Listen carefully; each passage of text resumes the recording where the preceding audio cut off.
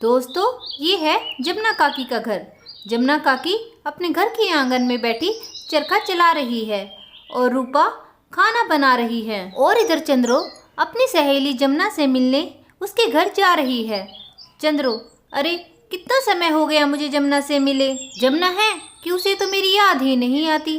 चलो आज उसके घर ही जाकर पूछती हूँ कि वो कौन से कामों में व्यस्त रहती है जो उसे अपनी सहेली से ही मिलने का समय नहीं।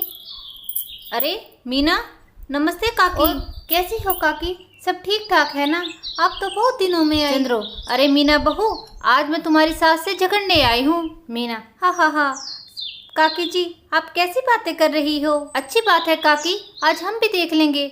हमने भी अपनी सास को झगड़ते ना देखा है। देखिए वो आंगन में चरखा काट रही हैं। चंद्रो, अच्छा, मेरी बहन आजकल चरखा काटने में व्यस्त है। जमुना, अरे ये तो चंद्रो की आवाज़ लग रही है। चंद्रो, देखो अब मैं तुम्हारी सास की कैसे खबर लेती हूँ।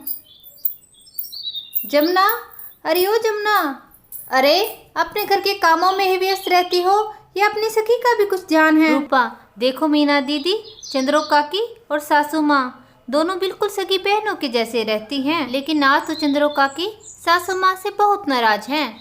सासू माँ को चंद्रो काकी का जन्मदिन भी ध्यान नहीं रहा। चंद्रो काकी उसी बात का उल्हाना देने के लिए आई हैं। चंद्रो, लगी रहो बहन जमुना। जमुना, अरे चंद्रो मेरी बहन, अच्छा हो गया तुम आ गई। मैं आज तुम्हें बहुत याद कर रही थी। आज अगर तुम मिलने ना आती तो आज मैं ही तुम्हारे घर आती। चंद्रो, अरे वाह बहन जमुना, बातें बनाना तो कोई तुमसे सीखे। तुम मेरे जन्मदिन पर भी नहीं आई। जमुना, अरे बहन चंद्रो, माफ़ कर दो मुझे। चंद्रो, अरे बहन जमुना, माफ़ी ऐसे ना मिलेगी, मुझे इसके बदले में बड़ा सा उपहार चाहिए, उपहार। रूपा, चलो आज मैं सभी को वह नई चीज़ बनाकर खिला देती हूँ जो मैं अपने घर से लेकर आई थी। चलो मैं सासू माँ से पूछ लेती हूँ। रूपा, सासू माँ, आज मैं सभी के लिए वो बना दूँ जो बापू शहर से लेकर आए थे, क्या कहते हैं उसे? जमुना, अरे कहते तो हैं बहू उसे, मैं पैगी मैगी, हाँ हाँ हाँ वही सासू माँ, वो बना दो क्या सभी के लिए? और आज तो चंद्रो काकी भी आई है, उनके जन्मदिन की भी पार्टी हो जाएगी। चंद्रो, अरे मेरी बहू तो रूपा ही है, बस उसे ही ध्यान था कि आज मेरा जन्मदिन है, वरना ये सभी तो भूले बैठे थे। रूपा, अरे चंद्रो काकी आप नाराज ना हो, मैं आपके लिए 2 मिनट में कुछ चटपटा बना कर लाती हूँ, आपको बहुत पसंद आएगा। रूपा, अरे वो बड़ी बड़ी सेवइयाँ कैसे बनती है, मैं मीना दीदी से पूछ लेती हूँ। जमुना, और बहन चंद्रो बताओ, घर पर सब ठीक है ना? और मुनिया कैसी है? अरे बहन चंद्रो, तुमने अब मुनिया को लेकर आना तो छोड़ ही दिया है। रूपा, चलो मैं वो पैकेट तो उठा लाती हूँ, फिर मीना दीदी से पूछ लूँगी कि इसे कैसे बनाया जाता है। वैसे भी मीना दीदी शहर की हैं, उन्हें तो पता ही होगा कि ऐसी चीज़ें कैसे बनाई जाती हैं। भला मैं ठहरी गांव की, मुझे तो इन चीज़ों के बारे में पता ही ना है। तभी वहाँ मीना आ जाती है। मीना, अरे रूपा तुम मुझे बुला रही थी क्या? मीना, अरे रूपा क्या तुम आज ये मसाला मैगी बनाओगी? रूपा, हाँ दीदी, लेकिन मुझे बनानी नहीं आती, आप बता दीजिए।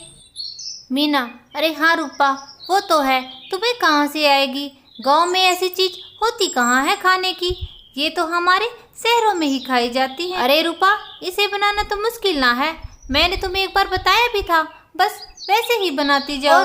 अभी तो मैं खेत में सब्जियां लेने जा रही हूँ। माँ जी, मैं खेत में सब्जियां लेने जा रही हूँ, घर की सारी सब्जियां खत्म होने को हैं। माँ जी, फिर मुझे कल नहर पर कपड़े धोने भी जाना है, फिर समय ना मिलेगा। जमुना, ठीक है बहू, लेकिन सब्जियां अपने ही खेत की तोड़ कर लाना। चंद्रो, अरे हाँ बहू, तुम्हारी सास ठीक कह रही है। मीना, ठीक है काकी जी, मैं समझ गई, अब मैं जा रही हूँ।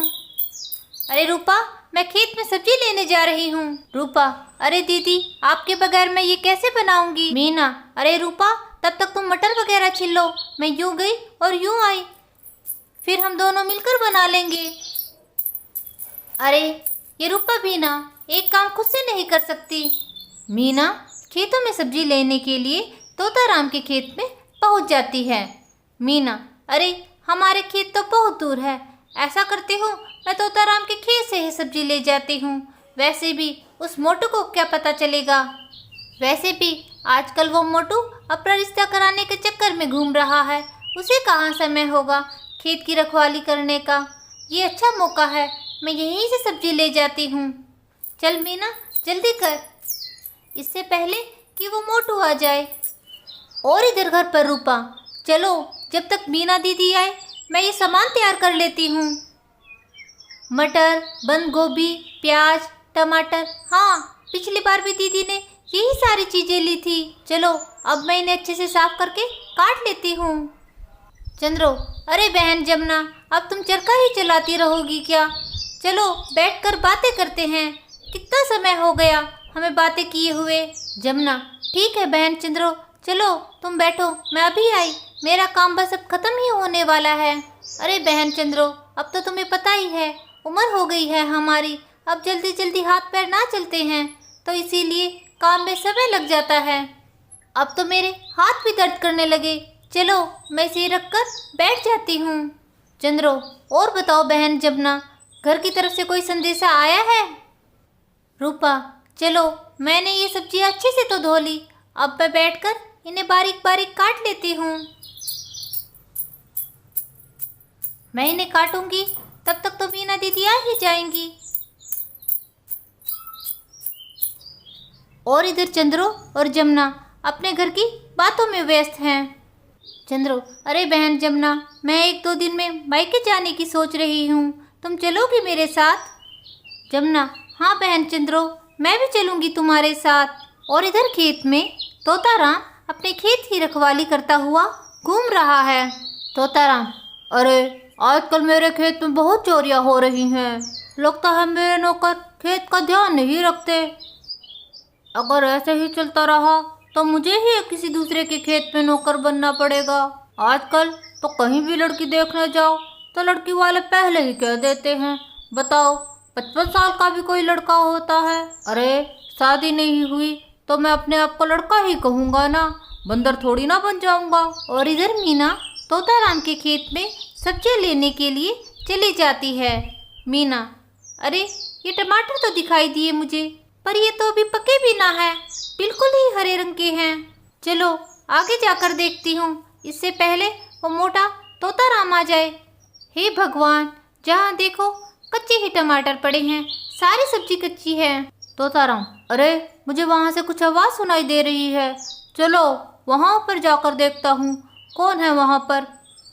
अरे लगता है आज चोर को पकड़ ही लूँगा। रुक जा चोर, आज तो तोताराम से ना बच पाएगा। आज जब ये 2.5 किलो का हाथ उस चोर पर पड़ेगा तब उसे नानी याद आएगी। मीना तोताराम को आता हुआ देख लेती है। दोस्तों, आगे की कहानी में क्या होगा ये सब जानने के लिए आप हमारे चैनल को सब्सक्राइब कर ले। मिलते हैं हम अपनी कहानी के नेक्स्ट पार्ट में।